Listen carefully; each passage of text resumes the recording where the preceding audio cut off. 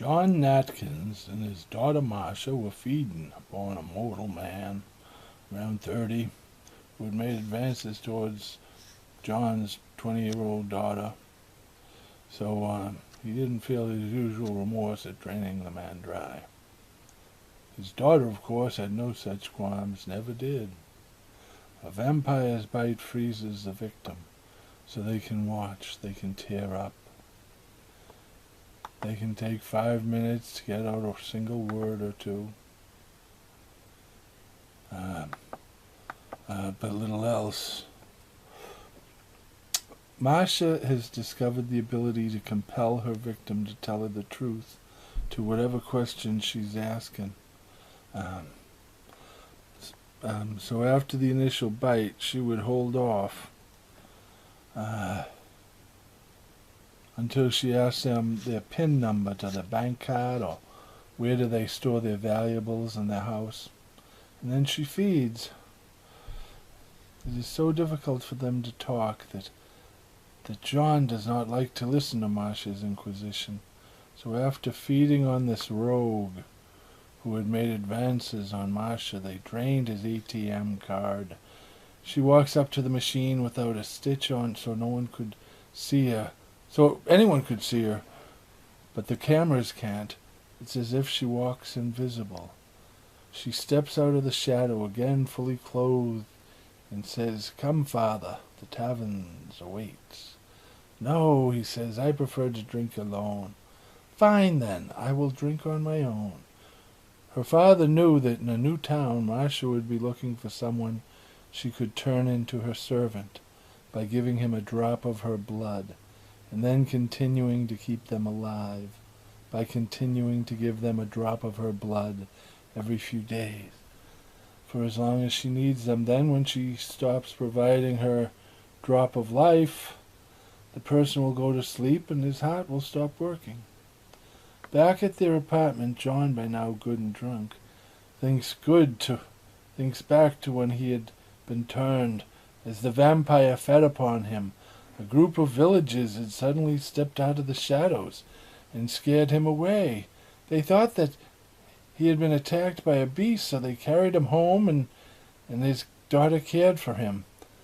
She darkened the room for me when she saw me wraith from the light, and then at night I would feed upon the farm animals, and when she discovered how I fed, she did not turn away from me, but continued caring for me.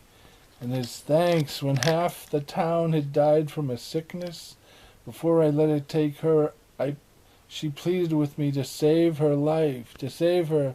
I knew what she wanted, to be made into one of the dead like me, but I struggled and anguished over it for days, as I watched her slipping away from me, and in the end I could not bear to lose her, so I turned my own daughter, not to save her, but simply because I could not lose her, or the burdens of guilt that I carry. The night her birthnight, Marsha said to John, "Oh, Papa, you were never meant to be a vampire, but I was born for the night." In the wee hours, Marsha brought home a man named Dalton to be our servant during our stay in Lakeville.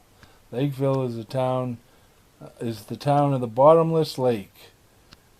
John imagined the field of bodies that must be at that bottom of the bottomless lake. Marsha looked happy, and John thought back to a time that they had spent in Dallas, when Marsha had brought home a beautiful young woman to be their servant while they were in Dallas, and said, "Papa, you have been so lonely, so I brought you home a sweet." "For me?" I said, "Yes."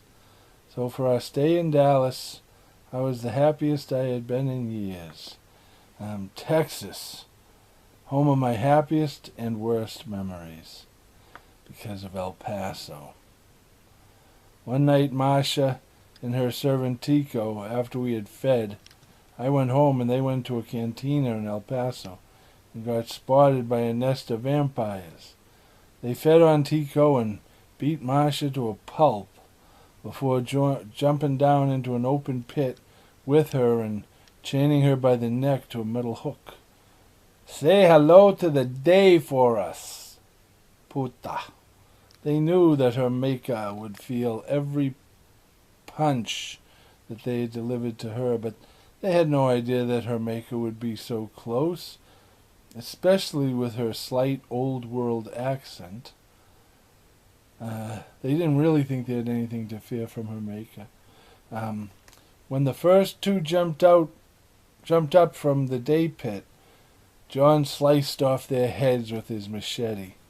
The other two, a man and a woman, were ready for him, but they were no match for him. He quickly dispatched them, and then he freed his daughter. John was beginning to think his decision of coming to Lakeville, because the pickings had been mighty slim. Finally, just before dawn, they saw a man walking into the shadows, so they followed him, but when they reached the man, he turned on them, cutting and slashing them with his claws. He had been transformed into a creature who was more than holding his own in this battle to the death, and as he was about to deliver the kill strike to Marsha, Dalton sacrificed himself, and John was able to plunge his machete into the beast, who fled. John carried Marsha to a house and broke in. He paused to jam a chair against the door, then swept upstairs, finding only two people sleeping. He bit both of them so that they laid there paralyzed while Marsha fed on the man until she had drained him dry, and then they both fed upon the woman. Then he carried Marsha down into the basement, where they waited for the night. That night they took their victim's car and then drove away as the flames began to engulf the home behind them. Then they quickly stopped at the house and packed their bags and drove towards new horizons.